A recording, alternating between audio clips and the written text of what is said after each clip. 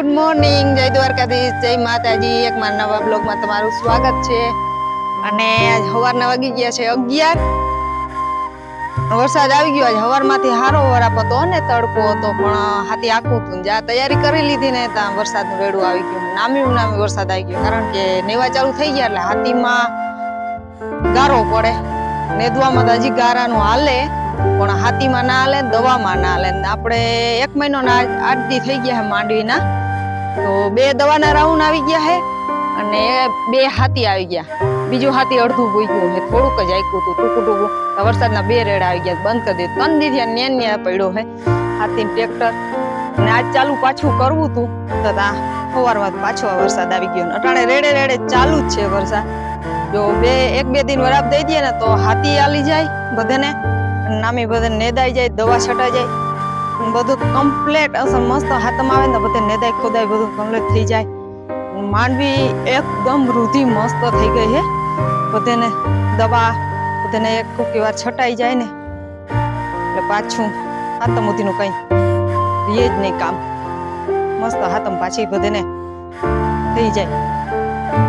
જોઈ લ્યો, આ માંડવી અમારી બાજુમાં જીવીશ છે। આ 1 મહિનો ને 8 દીની માંડવી થઈ છે, અને રેડે ચાલુ એક પછી એક રેડું જોઈ કેવી ઉભી અને ઓલી કેવી હૂતી જાય કાદામાં। એને તો વરસાદ આવે એટલે મજા આવે કાદો પાણીની।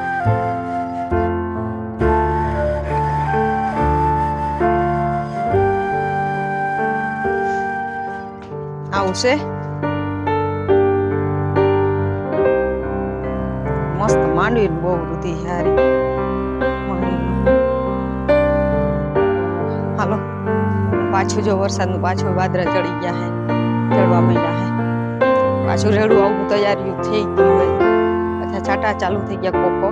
આવી રીતના જ કરે, જ્યાં રેડું જાય તો પાછું રેડું આવી જાય, જ્યાં રેડું જાય તો પાછું રેડું આવી જાય। એટલે કઈ કામ થતું નથી માંડવીમાં। કોઈ માણસ મજૂરી હોય એટલે બિચારા ચોઈટા પડ્યા રહીએ જીરકા જીરકા। શું કરે, મજૂરી હોય એટલે ઘરના હોય તો આવતું રહીએ, મૂકી ના લો કે પછી કર્યું આપણે, પણ મજૂર હોય એટલે નેદવું એ પડે। અને ખડે બધું ઠીક થઈ ગયું છે, કારણ કે જે દીનો વાવણી થઈ ગઈ ને એક આછું નેદાણું, બાકી નેદાણું જ નથી કોઈને।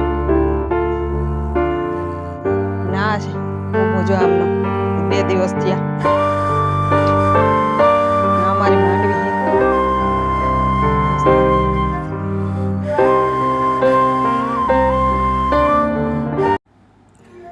આજે સાંજે અમારે દાળ બાટીનો પ્રોગ્રામ કર્યો હતો। બધું ખાઈ, શાક ને રોટલા ને ખાઈ ખાઈને વરસાદના માહોલમાં થાકી ગયા હતા। તો જે 2 દિવસ થયા કહેતો હતો કે મમ્મી દાળ બાટી બનાવી દે, દાળ બાટી બનાવી દે। મેં કંઈ હાલ આજ દાળ બાટી બનાવી દઉં। તો આજે સાંજે મેં દાળ બાટી બનાવી હતી, અને જીલને મેં પૂછ્યું કે જીલ કેવી બની છે દાળ બાટી, તો એને કીધું મને મસ્ત બની છે દાળ બાટી, સે તીખી થઈ ગઈ કે, એટલે છોકરાઓને તીખી જરાક તીખી હોય એટલે છોકરાઓને બહુ લાગે તીખી, કારણ કે ખાઈ ના હવે બજાડા છોકરા।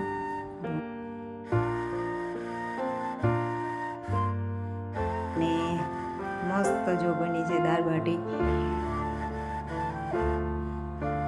લાડવા ઘઉંના ને ભડકાના બનાવ્યા હતા, અને ઘી અમને ભેગું દાળ બાટીમાં નથી ભાવતું કોઈને, એટલે અમે ખાલી દાળ અને બાટી જ ખાઈ હી। ઘી નાખવાથી બધા એમ કે મોરું પડી જાય, એટલે મોરી અમને મજા આવતી નથી, એટલે અમે બનાવી દાળ બાટી। તો સાંજે અમે બધે દાળ બાટી ખાધી, અને બહુ મસ્ત મજા આવી ખાવાની। બધે ખાઈ લીધી, તીખી એ થઈ ગઈ હતી, ખાધા પછી બહુ લાગતી હતી તીખી, મોટું ભરતો હતો। જીલની વાત સાચી પડી, કારણ કે તીખી થઈ ગઈ હતી, પણ ખાવા મજા આવી। તીખી હતી પણ ખાવા મજા બહુ આવી, કારણ કે અમે કેટલા દિવસથી આ રોટલા શાક ને દાળ ભાત ને ખાઈ ખાઈને થાકી ગયા હતા। આજ એમથી હાલો બનાવી નાખી દાળ બાટી, ખાઈ છે જે વ્યારું કરવામાં। હાલો તમે ખાવી હોય તો દાળ બાટી। જેથી લાડવો ભાંગતો નથી, કારણ કે હેકાઈ ગયેલો હોય ને એટલે બહુ કડક હોય, હાથમાં લઈને ભાંગવાની કોશિશ કરે છે।